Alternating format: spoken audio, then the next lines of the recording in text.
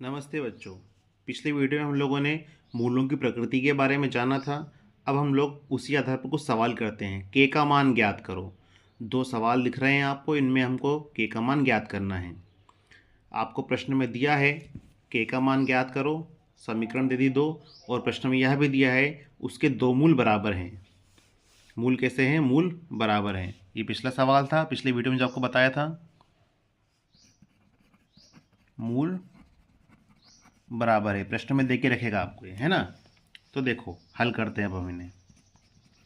पहले तो a बराबर यहाँ पर ये 2 हो गया, b बराबर आपका k हो गया, c बराबर 3 हो गया। a b c निकालना आप लोग सीख चुके हैं।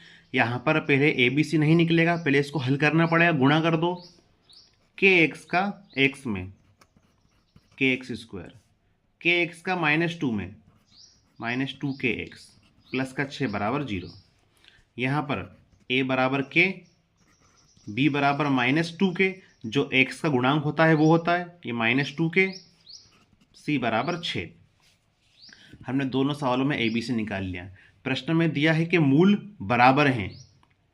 मूल कैसे हैं? बराबर हैं, दिया है प्रश्न में। चूंकि मूल बराबर है, मूल बराबर होता है तो d बराबर क्या होता है? 0। d बराबर क्या होगा? 0। d का फॉर्मूला होता है b² - 4ac। d की जगह लिख दिया b² - 4ac, बराबर में 0 चल ही रहा है। ठीक है। b की वैल्यू k है, a की वैल्यू 2, c की वैल्यू 3, वैल्यू रख दी हमने। यहाँ पर b की वैल्यू -2k है, a की वैल्यू k, c की वैल्यू 6। इसको हल करो, ये हो गया k², 4 दूनी 8, 8 तिया 24। इसको हल करो, 4k², 6 चुको 24k,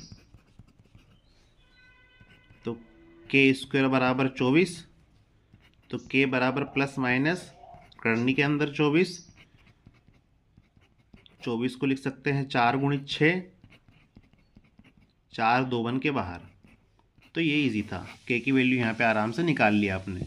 इस सवाल को देखो, 4k कॉमन आ रहा है, कॉमन लिया, यहाँ बच गया k, 4 कॉमन लिया, 24 को बना देगा 6, k कॉमन आ चुका है। एक बार तो 4k 0 के बराबर, एक बार k - 6 0 के बराबर। यहाँ से k बराबर 0 मिलेगा, यहाँ से k बराबर 6 मिलेगा। बट आपका जो उत्तर है k बराबर 6 मान्य होगा, k बराबर 0 मान्य नहीं होगा। क्यों? यदि k बराबर आप 0 मान लो तो इस समीकरण में जब आप k की वैल्यू 0 रखोगे तो ये पूरा 0 बन जाएगा, ये पूरा आपका 0 बन जाएगा। जब k की वैल्यू, जब यहाँ पर आप k की वैल्यू 0 रखते हो तो पूरा 0 बन जाएगा, सिर्फ 6 बचेगा। तो वर्ग समीकरण तो बनेगी ही नहीं। वर्ग समीकरण के लिए x² होना आवश्यक है, घात 2 होना चाहिए हमारे पास। तो k बराबर 0 हम नहीं रख सकते, तो k बराबर इसका 0 उत्तर मान्य नहीं होगा। तो केवल उसका k बराबर क्या उत्तर मान्य रहेगा? 6। इजी सवाल है और IMP सवाल है ये, तो इन सवालों को आप अच्छे से नोट कर लीजिएगा। देखिए बच्चों, एक महत्वपूर्ण सवाल। अब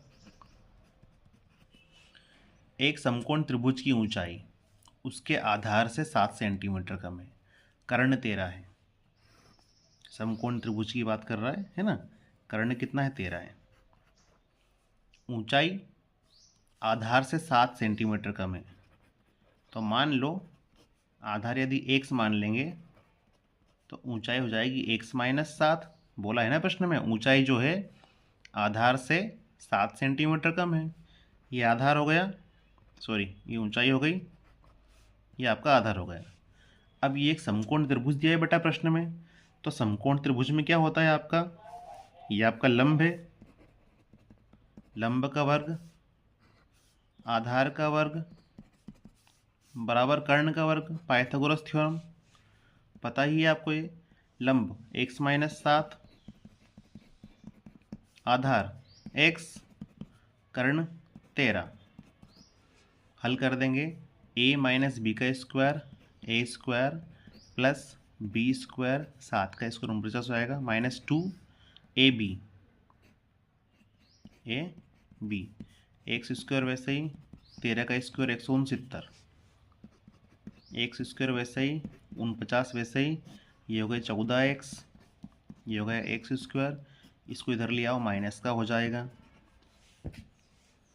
एक्स स्क्वायर 2x स्क्वायर, ये माइनस का 14x ऐसे ही 49, इसमें से घटाएंगे तो 120। पूरी समीकरण में 2 से भाग जा रहा है, देना हो तो दो, नहीं दोगे तो भी कोई इफेक्ट नहीं पड़ेगा। 2 से भाग दे दो, एक्स स्क्वायर 7x 60। अब चाहे गुणनखंड से करो या सूत्र विधि से हल करो, गुणनखंड से भी कर सकते हैं इसको लिख सकते हैं 12x प्लस 5x। टुकड़े कैसे करना है आपको पिछली वीडियो में आपको बता चुका हूँ मैं, आप देख लीजिएगा। x कॉमन आ रहा है, x माइनस 12 बचा, 5 कॉमन आ रहा है, x माइनस 12 बचा, x माइनस 12 कॉमन आया, x प्लस 5 बचा। यहाँ से हमको क्लियरली दिख रहा है दो उत्तर इसके आएंगे, तो x बराबर एक तो आया 12 और x बराबर -5 आया। अब चूंकि ये वर्ग समीकरण बन रही थी बेटा, इसलिए इसके दो उत्तर आए हैं, पर x बराबर -5 को हम नहीं लेंगे। क्यों? क्योंकि त्रिभुज है, तो त्रिभुज की जो भुजाएं हैं माइनस की नहीं होगी, तो x बराबर हम क्या लेंगे? केवल 12। अतः x बराबर 12। तो आधार क्या माना था? आधार तो x ही माना था, ये 12 सेंटीमीटर हो गया। और ऊंचाई क्या थी? x minus 7। बोला था ना प्रश्न में, आधार से 7 सेंटीमीटर कम है ऊंचाई। x माइनस 7 मतलब 12 माइनस 7 मतलब 5 सेंटीमीटर। कोई इतना कठिन सवाल नहीं है ये मैंने आपको जल्दी जल्दी बताया है, आसानी से आप इसको कर सकते हो। तो बेटा मेरे हिसाब से इस चैप्टर के लगभग IMP सवाल हो चुके हैं, कुछ और IMP सवाल बचे हैं। आपको कुछ समस्या आती है उनमें भी, तो आप सोल्व करके देख लीजिएगा। नहीं आते हैं तो मुझे कमेंट बॉक्स में बताइएगा। अधिकतर तो इस चैप्टर में से विविक्त कर निकालना ये आपको ऑब्जेक्टिव में आता ही है, तो विविक्त करके आपको मैंने 3 कंडीशन बता दी है, उसको रिवाइज कर लीजिएगा। पहला, d बड़ा है 0 से मतलब पॉजिटिव है, तो मूल कैसे होंगे? भिन्न भिन्न और वास्तविक होंगे, है ना। यदि d बराबर है 0 के तो मूल वास्तविक तो होंगे, साथ में बराबर भी होंगे, और मूल क्या होंगे? -b/2a।